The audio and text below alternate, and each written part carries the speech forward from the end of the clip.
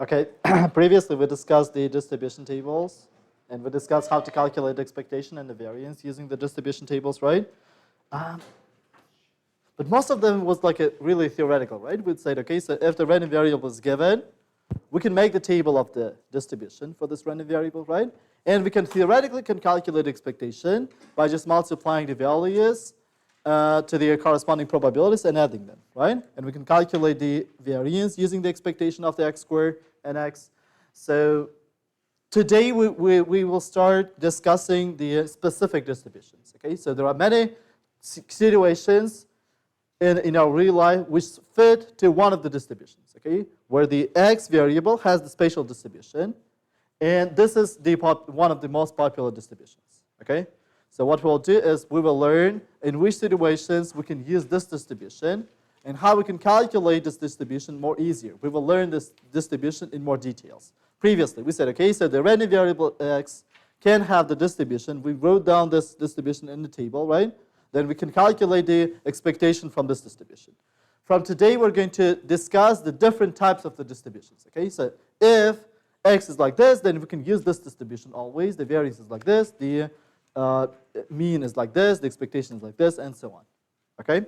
So one of them is called the binomial distribution. We will start with the definition, and we'll try to figure out what is this and how to calculate the binomial distributions through some examples, okay? So first of all, let us write down what we call as a binomial experiment. We call the binomial experiment if we do this experiment fixed number of the trials, okay? Where the number of the trials is fixed. Could you please write this down? So the first condition is the number of the trials is fixed.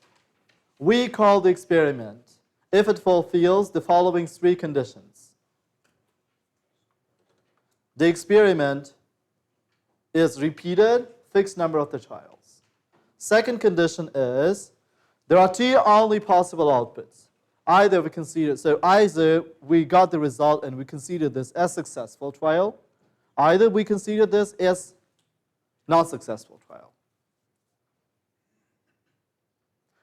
Let's start from the really typical examples. You toss the coin, okay, and you consider the successful if you get the heads. You consider the failure if you've got the tails. Then you just do this experiment 10 times, okay? Now, could you please tell me another examples where we can consider only two outputs, success or failure? Or for example, let's say you're a really good student, you consider success only you get A+, okay? You consider everything not A+ as failure, okay? Then we'll go through all your subjects, you have a fixed number of the subjects, right? And we said, okay, so if you've got A+, then you've got success. If it's not A+, then failure, okay? Or, for example, in the pre-calculus, right? So you will go through it or pre-physics. So in the pre-physics or pre-calculus, there are two types of the grades, right? Either pass, either fail, right? So you will go through every student, you say, okay, so pass or fail, pass or fail, pass or fail, right? So two outputs, okay? Or we categorize the outputs into the two, okay? The failure categories and the successful categories. There might be more outputs, okay? And the third condition is that every trial should be independent.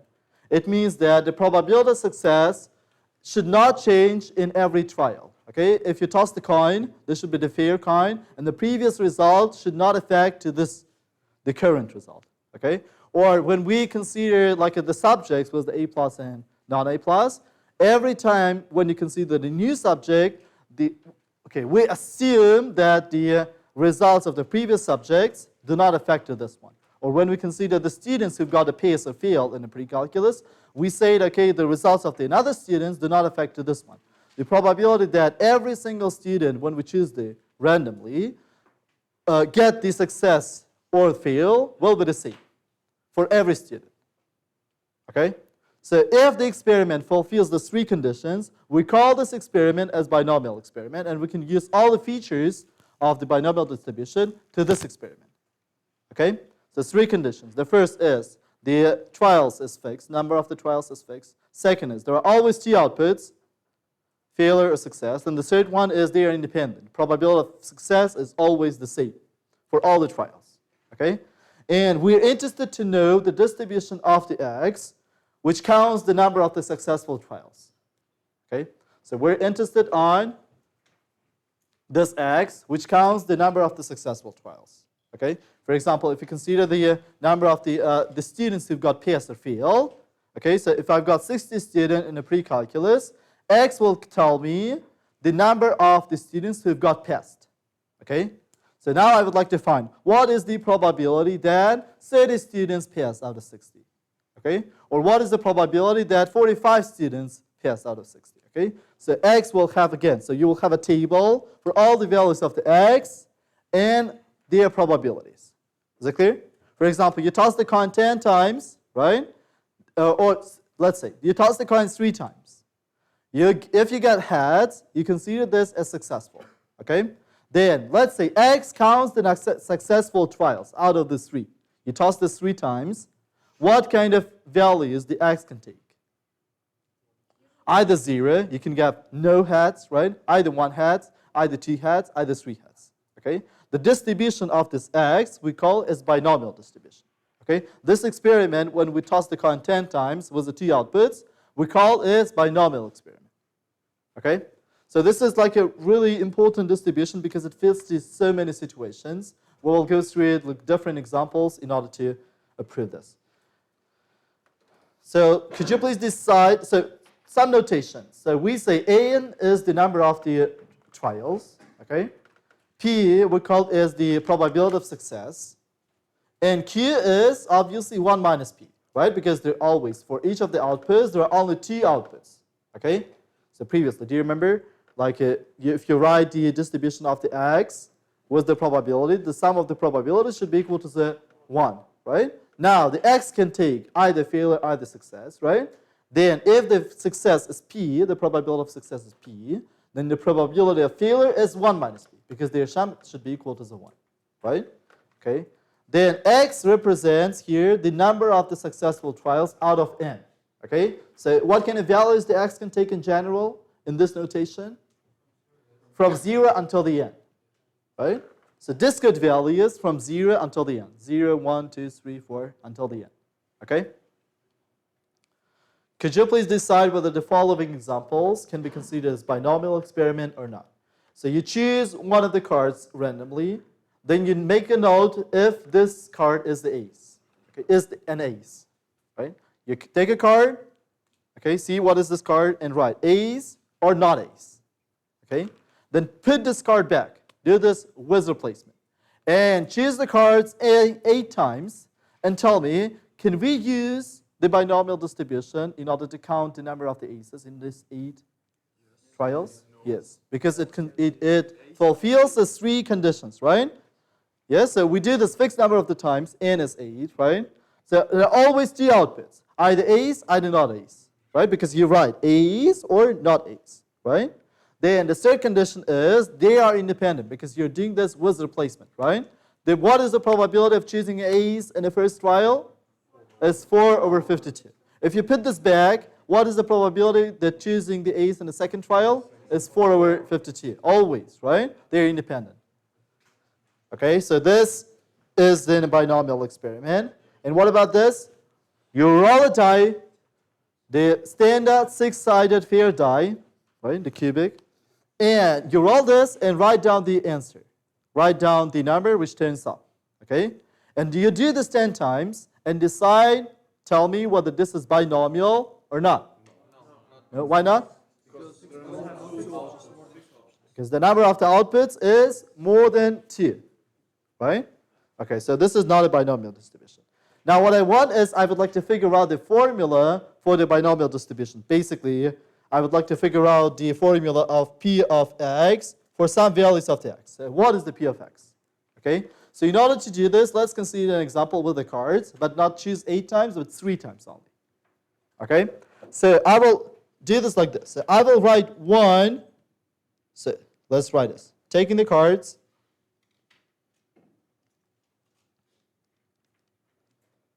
take a card, with replacement, and mark if it is an ace, one of the ace cards. Okay? And do this 3 times.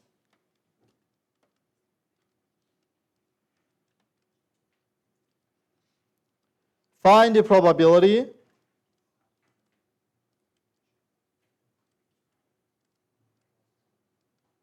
of having 2 aces out of 3. Okay? So what I will do is, okay, let us see. So what is the P in our case? The probability of success. So when we say this is success, if you choose a card and this is the ace, it's success, right? So what is the P? It's 4 over 52, right? So there are 4 aces out of 52, or 1 over 13.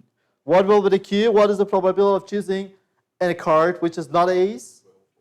Is 12 over 13, right? Or 48 over 52, right? 12 over 13. So how many times we need to choose the cards?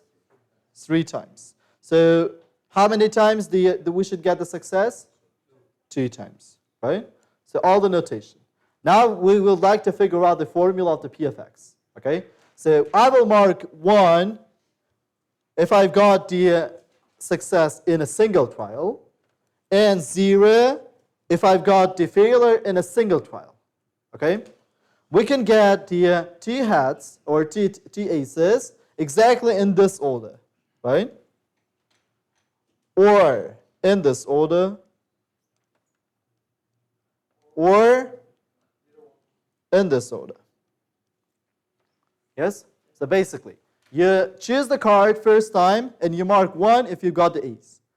Choose the card second time and you mark 0 if you've got another card. Choose the card and mark 1 if you've got the ace, right? So now you choose the 3 cards and you would like to find the probability of getting 2 aces, right? You can get 2 aces only in the 3 different cases, right? Either you choose ace, then not ace, then ace. Either ace, ace, not ace, ace, ace. Only the 3 times, right? So what will be the probability of choosing the cards exactly in this order? Do you remember the multiplication rule, right? So we have to multiply the probabilities of every single trial. And since they are independent, they will be the same, right? So this is P, right? Multiplied to the Q, multiplied to the P, right? Probability of getting 1 is P, probability of getting 0 is Q. Again, for this one, what is this? P, P, and Q, right? What about this one? P, Q, P, right? So for every trial, we've got P square and Q. P square and Q. P square and Q. Then we have to add them, right? Because we can get the 2 aces either in this case, or in this case, right?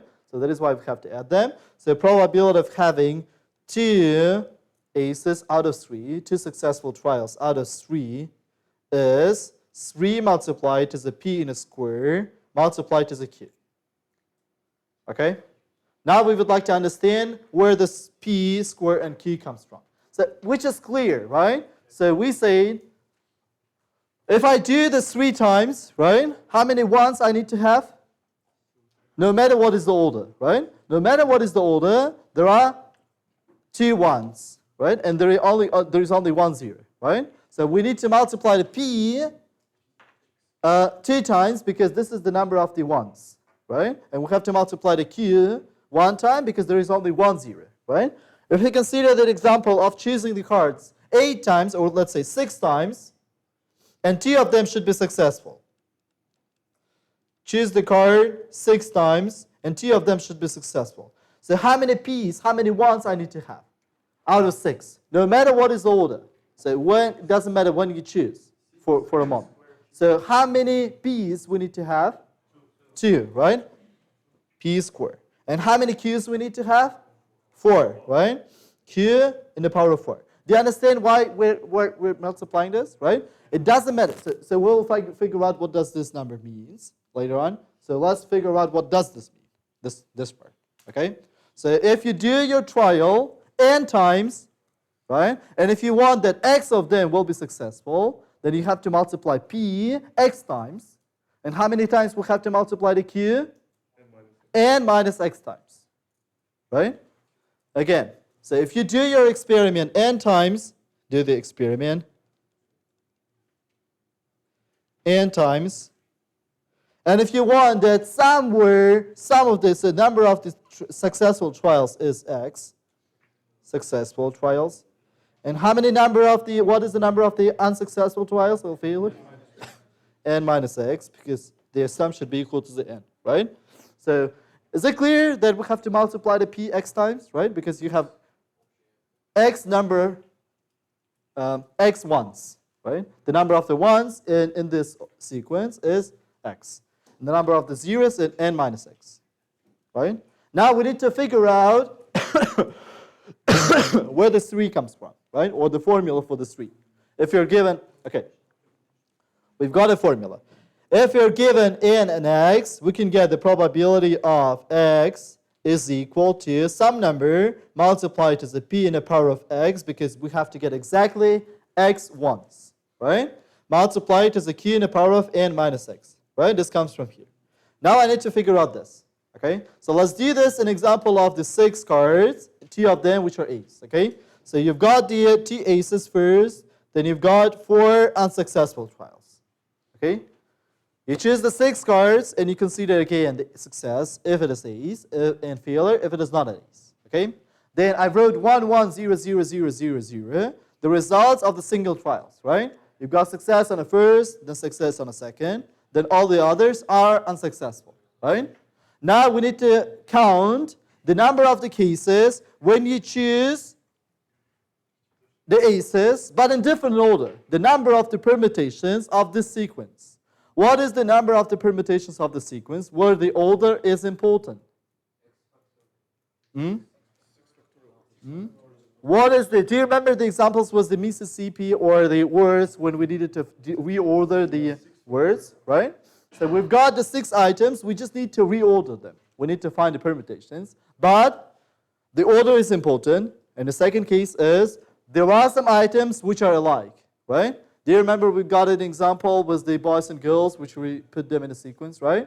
So this should be equal to the 6 factorials divided to 2 factorials multiplied to the 4 factorials, right? So if, in our case, if you do this n times, right, in general you've got n items, x of them are 1s, and n minus x of them are 0s, what is the number of the permutations of this n items?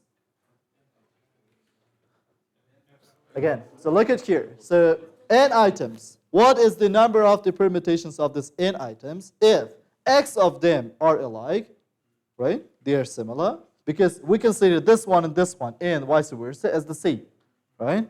And the n minus x items are different from this one, but they are also similar to with each. So, right? So this will be, do you remember?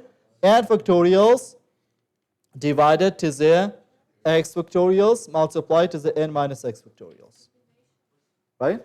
So you can write this as a combination as well. So you can write this as a combination of the n and x, okay? You can explain this from the combination perspective as well, right?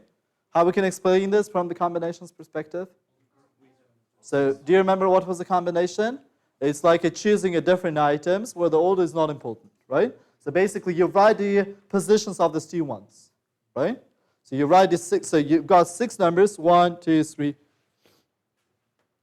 Basically, in your set, you've got 6 numbers, 1, 2, 3, 4, 5, 6, okay? They are the positions of these 2 ones, right? Now, choose 2 items out of 6 where the order is not important, 2 different items.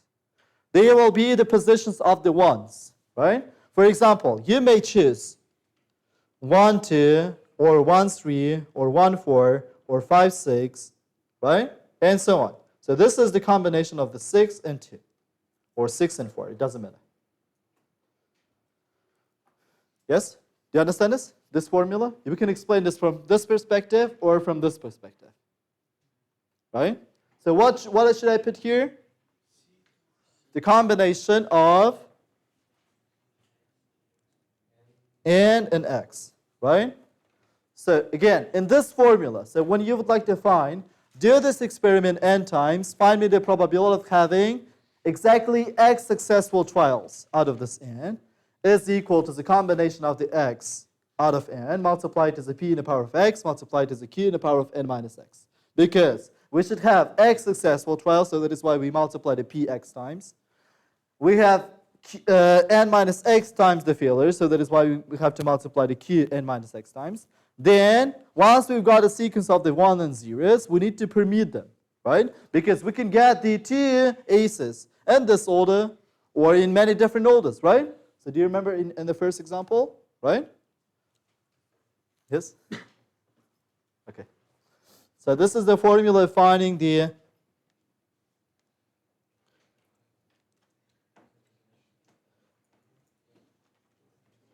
x for the binomial distribution.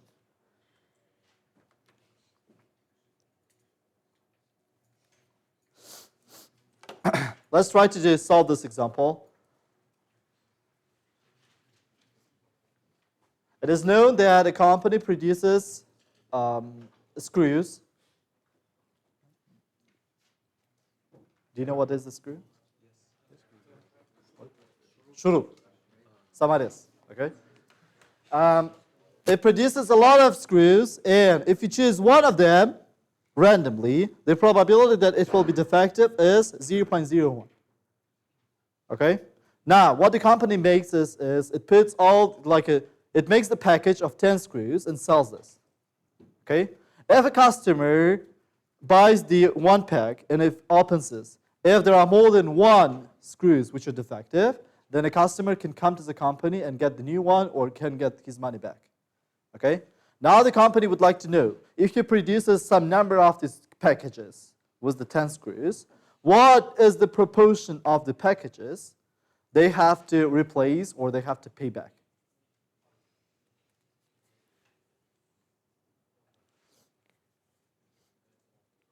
Is it clear, the question? Again.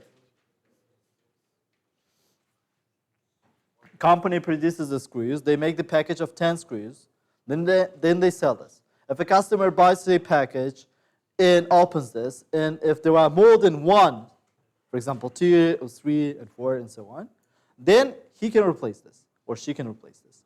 If there is only one defective or no defective, then he cannot, or she cannot. Okay? I would like to know,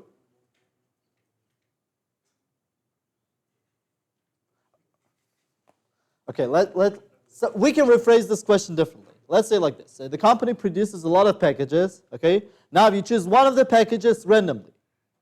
Could you please tell me what is the probability that this package is defective? Not a screw, right? So we call the package defective if there are more than one defective screws inside. So this is kind of recursive binomial distribution. You will see this at the end. It's like a binomial distribution inside the binomial distribution. Okay, let's do this together. So in the beginning, let us just consider like an example with the screws. Could you please tell the properties of binomial distribution in this example? Like it has two outputs. Okay, again, let's start from the beginning. You choose one of the packs, okay? So inside the pack, you will consider every screw, okay? So if you choose one of the screws inside the package, what is the probability that this screw is defective? Is 0.01, right? Out of this 10, right? You open the package, you will consider each of the screws one by one.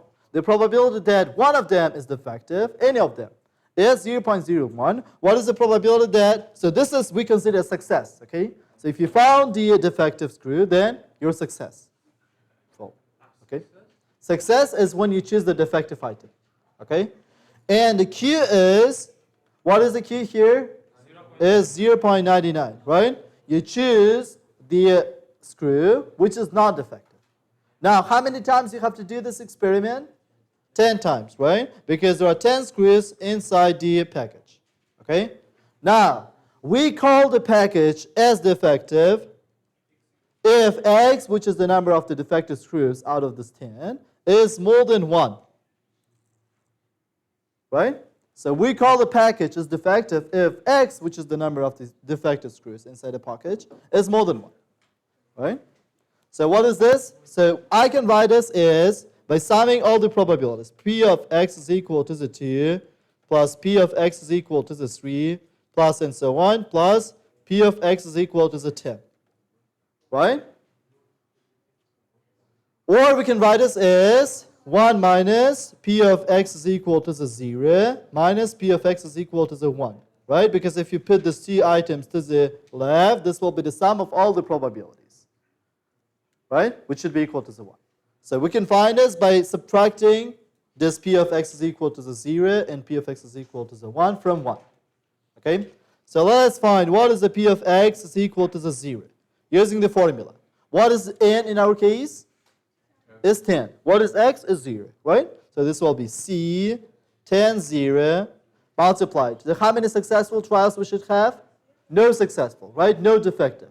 So P in the power of 0, Q in the power of 10. So this will be simply, what is the combination of the 10 and 0?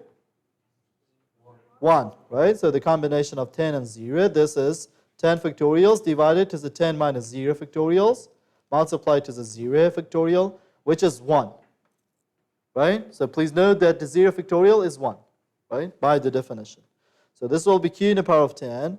So what is the probability of X is equal to the 1? Is again using the formulas. So C 10, 1, P in the power of how many successful we have? 1, Q in the power of 9. What is the C 10, 1? Is 10, right? C 10, 1 is 10 factorials divided to the 9 factorials multiplied to the 1, which is 10. So 10 multiplied to the P in the power of Q in the power of 9. Okay?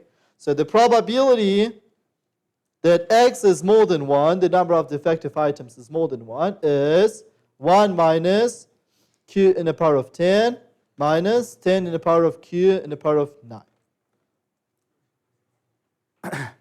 Okay? What does it mean? It means that if you choose a package randomly, the probability that there will be more than one defective item is this. Right? If you calculate this, this will be 0.00. Oh, let me look. 0.004. Could you please check it? So if you calculate this, so what was the Q? It was 99 over 100, right? And the P is 1 over 100, right? Okay. If you calculate this, you should get this number. So it means that if you choose one of the packs, okay, that this pack will be defective. What we call when we call this pack as defective? If there are more than one defective screws inside, right? So if you choose one of the packs, this will be defective is 0.004, right? But I ask a different question, right? Do you remember what was the question? I ask you, for example, if a company sells million of the packs, what proportion of the packs will be defective? Or what proportion of the packs the company should pay back or replace? Right? What? 0.4%. Right? No? Let's do this like this. So,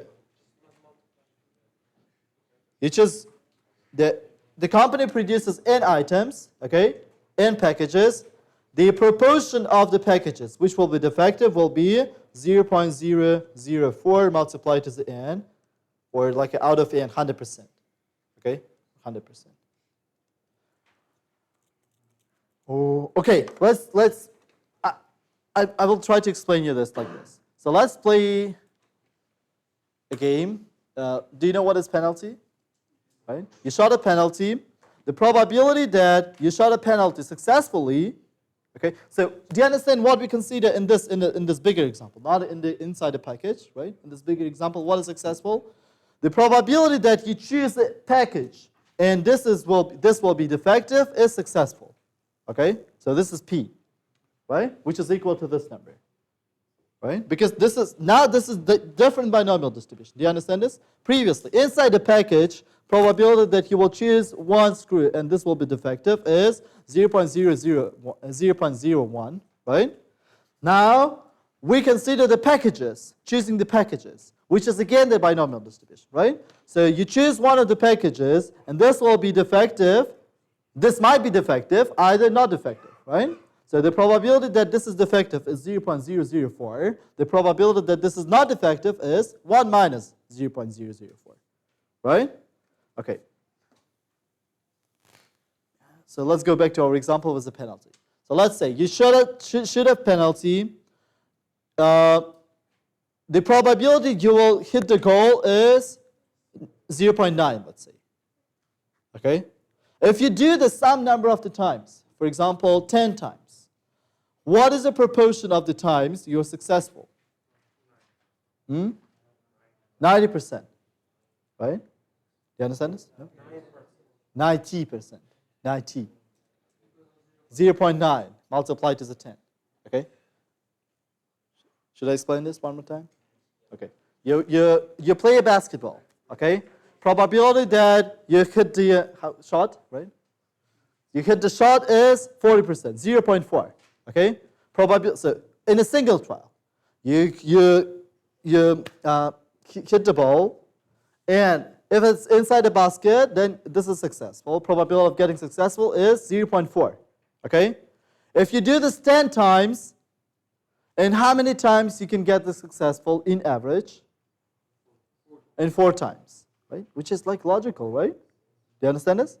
So I'm asking you, what is the proportion, this 4 out of 10?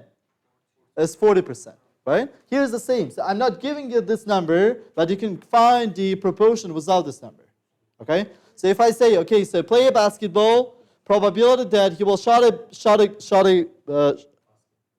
score is 0.4, okay? Now, you do this n times, big N times. What is the proportion of the times where you're successful? Is this P multiplied to this big N divided over, is this P multiplied as 100%? Right? Yeah, do you understand? No? You just need to find the percentage. Yes, you just need to find the percentage. Proportion. Okay, let's go back to our example again. So you choose one of the items. So the company produces big N time of the million items. Okay?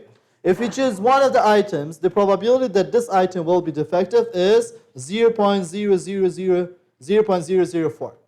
So how many items out of million will be defective? So 0.004 multiplied to the million. Right? 4,000. So out of million items, 4,000 items will be defective. Okay, in average. In average. So this is important. We will come back to this kind of examples again. So do you understand that this example has 2 binomial distribution? The number of defective items, the number of defective screws has the binomial distribution with different N and with a different P and Q. And the number of the defective packages also has the binomial distribution with different P and with different Q and different N. Right? Okay. Now let's consider this example. A bag contains, which is easier, a bag contains 10 chips. 3 chips are red, 5 of them are white, and 2 of them are blue. Okay? So you select 3 chips with replacement. Okay? Yes, finally. 3 chips with replacement. What does it mean? It means that you replace them back. Right? You choose 1 chip, mark a color, and put this back. Okay? Now, you mark success if you get the red one. If you get the red, you mark 1. If you get another color, you mark 0. Okay, then put this back. Find the probability that you select exactly 1 red chip. 3 times.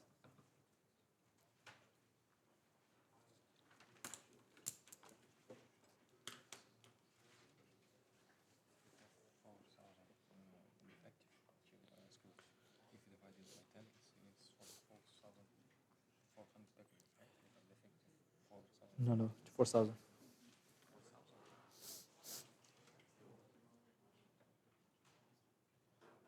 It's like probability that you shot a penalty successfully is 0.9 per time, per single penalty, right? So how many penalties you will successfully shot out of 100? 90.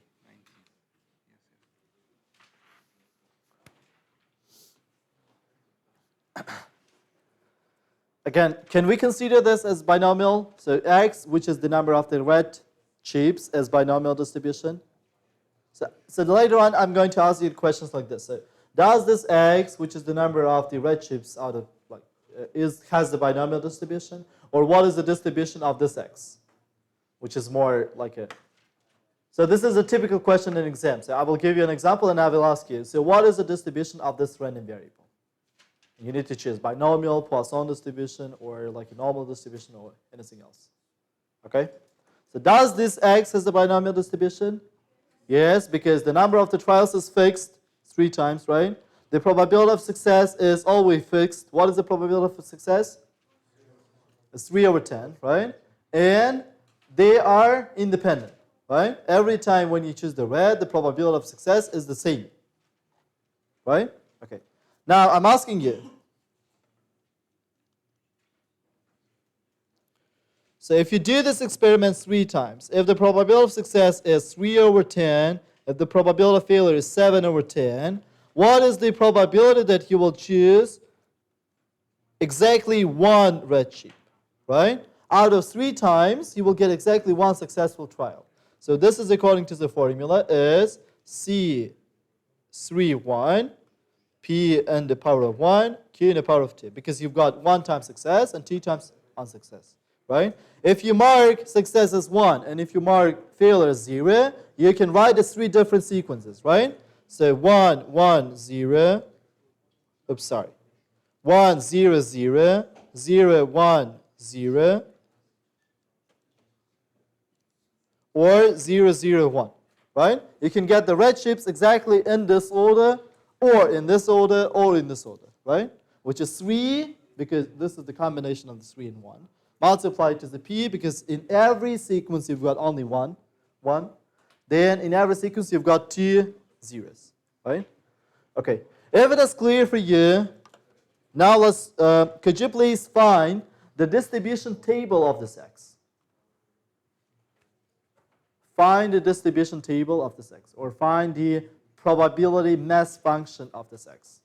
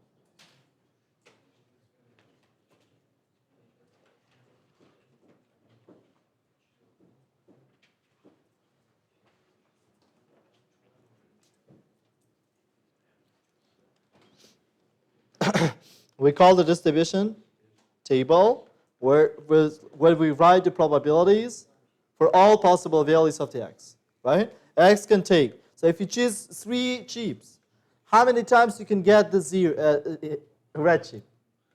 0 times, right? Or 1 of them can be red, or 2 of them can be red, or 3 of them can be red, right? So could you please tell me why this x cannot take 4?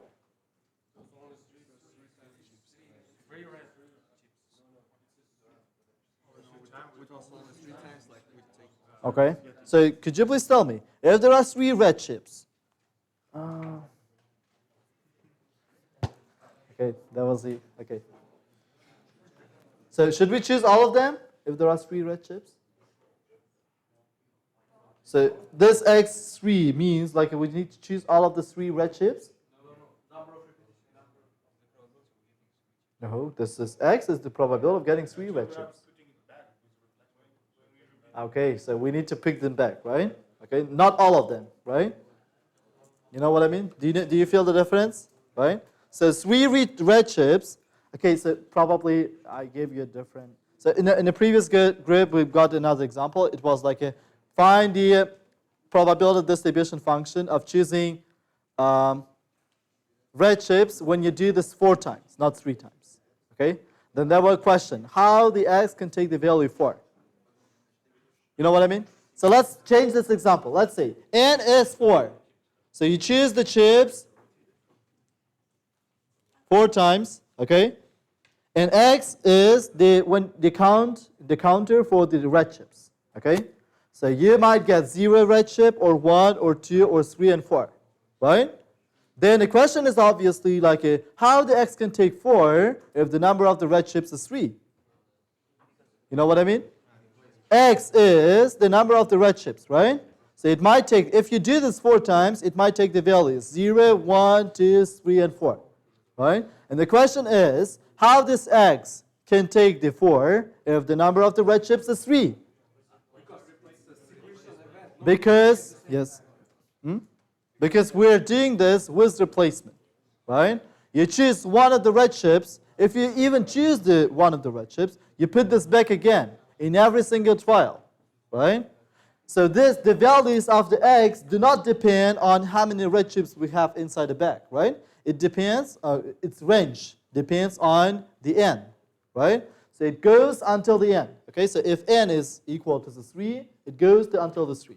If n is equal to the 4, it goes until the 4. It counts the number of the successful trials, okay? You might have success in all of the trials, okay, maximum, right? You cannot get the success is in the more than n trials, right? Which is obvious. Okay? Now we need to evaluate the probability of the x for each of the cases. So what is the probability that x is equal to the 0? Is C 3, 0. P in the power of how many successes we need to have? 0. And how many failures we need to have? 3. Right? So we need to have 3 different colors of the chips. Right? In this case, it will not be the number of the 0. Red chips will be 0. 3. Or probability of x is equal to the 1. It is C 3, 1, P 1 Q squared. Probability of x is equal to the 2 is C 3, 2, P 2 Q 1. And probability of x is equal to the 3 is P C 3, 3, P 3 Q 0. Right?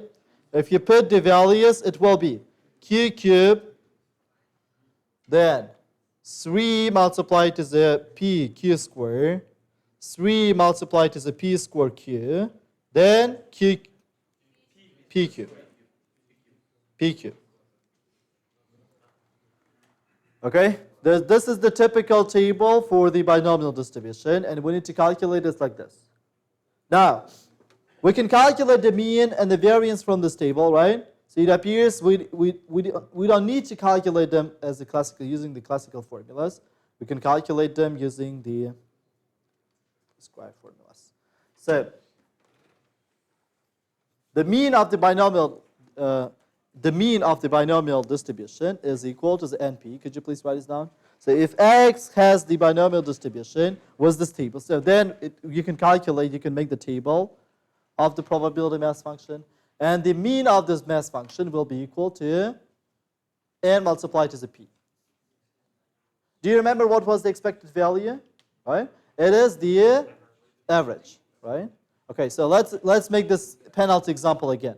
So if the probability that you shot a penalty is 0.9, and if you do this 10 times, how many goals you need to expect? 9, right? Which is logical, right? So this 9 means that you scored 9 goals in average. In average. What does it mean? It means that you make the training with 10 penalties every day, right? In 30 days. Then if you find then you count how many penalties, how many goals you shooted every day. okay, for 30 days. And if you find the average of all of the recourse for the 30 days, it should give you 9. Okay, this is what does it mean, okay, the expectation. If you shot a penalty with a probability 0.9, and if you do this 10 times, if you shot 10 penalties, you should expect 9 goals. Okay, you multiply n to the probability of success. The same with the choosing a box which is defective.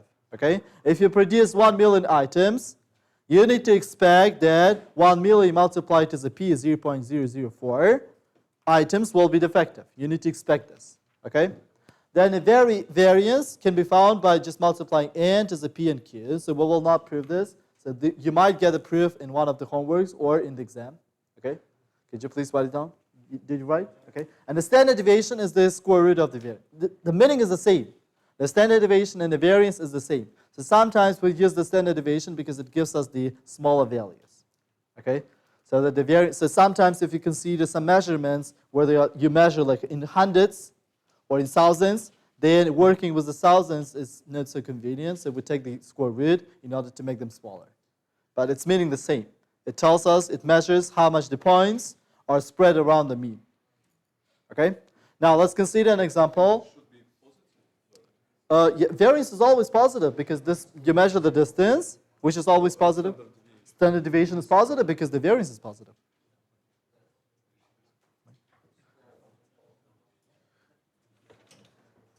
Okay, now let's see. So if I choose one of you, the probability that you usually do not have a breakfast is 1 over 5. Okay, for example, I choose him. Probability that usually, not today, usually he doesn't have the breakfast is 1 over 5. Okay? Now, what I would like to do is I would like to choose 10 people here. Okay? And I would like to find how many students I should expect to do not have a lunch, to do not have a breakfast out of this 10. Okay? You're too fast. Can you calculate this? Is it clear the question? If I choose n of you randomly, the probability that you don't have the breakfast is 1 over 5. What is the probability that you have a breakfast in usual? 4 over 5, right? Now, I choose 10 students, and I would like to know what is the average number of the students inside this 10 who don't have a breakfast. Okay?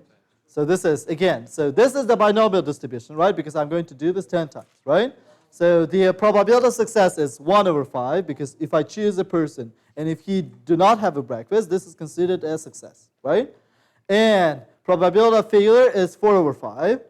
Then we need to expect the number of the students who don't have the breakfast. X here, what is X, by the way, in our distribution? If you choose 10 students, X will be the counter of the number of the students, the counter of the students who don't have the breakfast out of this 10, right? X is the counter, right? Or X counts how many cases we've got success, how many students do not have the breakfast, right? And X has the binomial distribution. I would like to find the expected value of this X, right? So this will be 1 over 5 multiplied to the 10, right? So n multiplied to the p. Could you please keep this silent? Go on.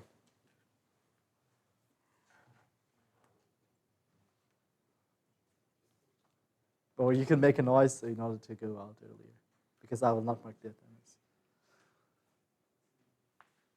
Okay, what is the variance? Variance is 1 over 5 p multiplied to the q, which is 4 over 5. Multiplied to the 10, n, right? So this will be 40 multiplied to the, divided to the 25, right? 1.6, right? Now, what does it mean, this 10? And what does it mean, this 2 students? So it means that so you're around 50 students here, right? If I make the group of 10 students, I will make 5 group of 10 students, okay? Then inside each of the 5, I will count how many students actually do not have the breakfast. Okay? Then I will find one number from the first group, right? For example, 3. Then one number from the second, one number from the third, one number from the fourth, one number from the fifth group, right? Then if I find the average of these 5 numbers, it should tell me this 2. Okay, this is the meaning of the expected value. Okay, it doesn't mean that if you choose any 10, the group of 10 students, there will be only 2 students or exactly 2 students who don't have the breakfast. It means that if you choose many groups of 10 students, in average, there will be 2 students who don't have the breakfast. Do you understand this? This expression. The number of the students who don't have the breakfast and number of the students who don't have the breakfast in average. Okay, this is in average thing we're finding. So this means n multiplied to the p. Okay, it's the mean. The variance is n multiplied to the p multiplied to the q, which you have to prove. Okay, so you can prove that at home and can get some extra values. Okay, see you on Wednesday. Thank you very much. What is the counter? X is counter, you said. Yes. It's 0, 1, 2, 3, 4, 5. Until n. And we need to sum up.